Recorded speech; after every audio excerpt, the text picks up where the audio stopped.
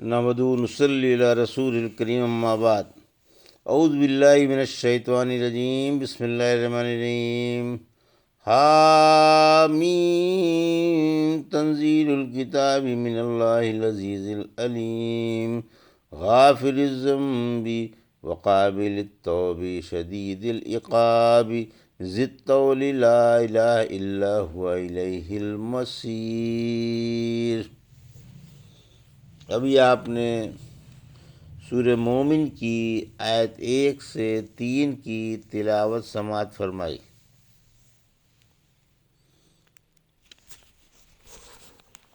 ان آیتوں کا ترجمہ پیش کرنے سے پہلے سورہ مومن کی فضیلت، یہ 40واں سورہ ہے بترتیب مصحف اور 60ویں سورہ ہے بترتیب نزول، اور یہ مکی سورہ ہے۔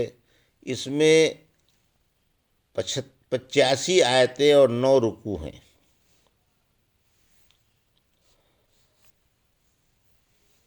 ابن مسعود تعالیٰ فرماتے ہیں حامیم والی صورتیں قرآن کا دامن ہیں۔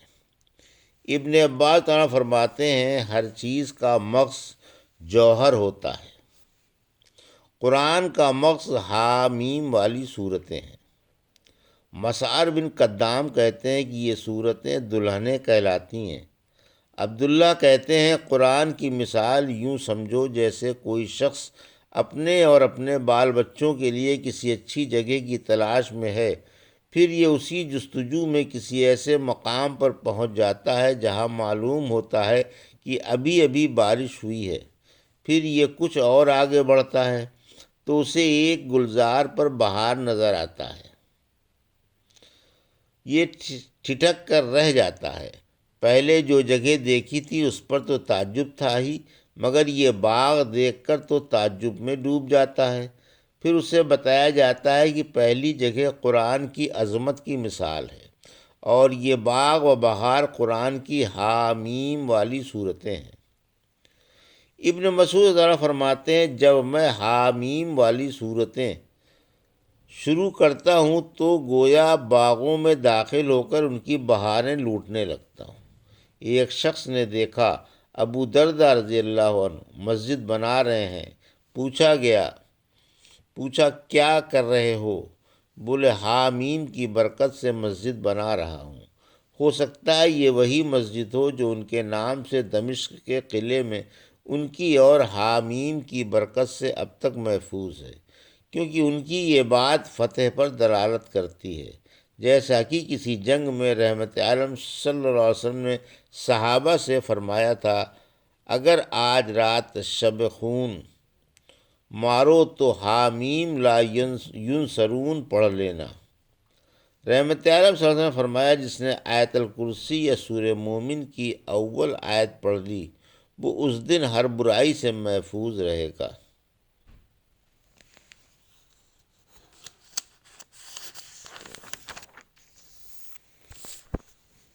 بسم اللہ الرحمن الرحیم۔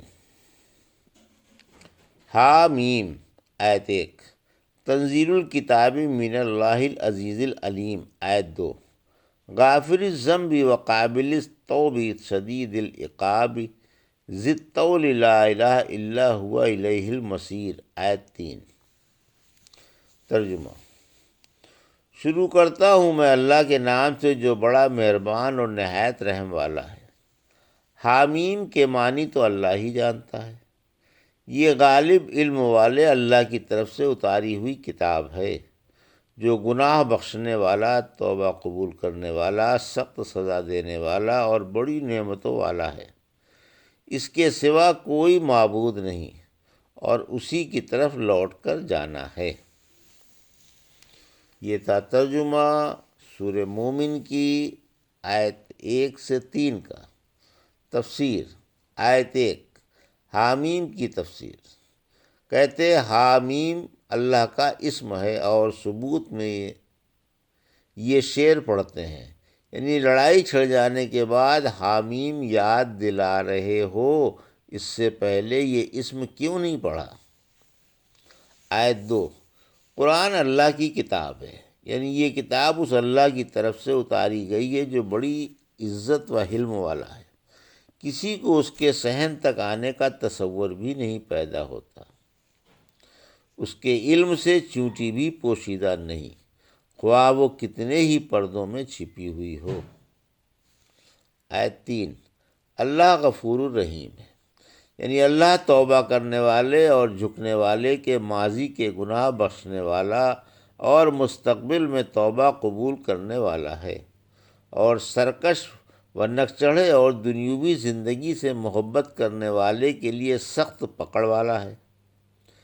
سورہ ہجر آیت نمبر 49-50 میں فرمایا، آپ میرے بندوں کو خبر کر دیں کہ میں ہی گناہ بخشنے والا اور انتہائی مہربان ہوں، اور میرا ہی عذاب سخت دردناک ہے۔ قرآن میں اکثر یہ دونوں باتیں ملی جلی آتی ہیں تاکہ انسان کے دل میں امیدوں کے ساتھ ساتھ اللہ کا خوف بھی رہے۔ پھر فرمایا، اللہ بڑے احسان و کرم والا ہے، یعنی اپنے بندوں سے کثرت سے احسانات سے پیش آتا رہتا ہے، اور بندے اس کی کسی ایک نعمت کے شکر سے بھی سبکدوش نہیں ہو سکتے۔ اللہ بہت بھلائیوں اور خیر و برکت والا ہے۔ سورہ نحل کی آیت 18 میں فرمایا، اگر تم اللہ کی نعمتیں گننا چاہو تو گن بھی نہیں سکتے۔ پھر فرمایا، اللہ کے سوا کوئی حقدار عبادت نہیں، یعنی اس کی کسی صفت میں بھی اس کا کوئی نظیر نہیں، لہذا اس کے سوا کوئی حقدار الوہیت و ربوبیت نہیں، اور سب کو اسی کے پاس لوٹ کر جانا ہے، پھر وہ ہر ایک کو اس کے علموں کے مطابق جزا یا سزا دے گا۔ سورہ رات کی آیت 43 میں فرمایا، وہ بہت تیزی سے حساب لینے والا ہے۔ ابو اسحاق سبعی رحمۃ اللہ علیہ کہتے ہیں، ایک شخص نے عمر رضی اللہ عنہ سے کہا کہ میں قتل کر چکا ہوں، کیا میری توبہ قبول ہو جائے گی؟ آپ نے یہی آیت پڑھ کر فرمایا، نیک عمل کر اور اللہ کی رحمت سے نا امید نہ ہو۔ یہ تھا سورہ مومن کی آیت 1 سے 3 کا ترجمہ اور تفسیر جو ابھی آپ نے سماعت فرمائی۔ بارک اللہ لی و لکم فی القرآن الحکیم ونفعنا ایاکم بآیات الذکر الحکیم۔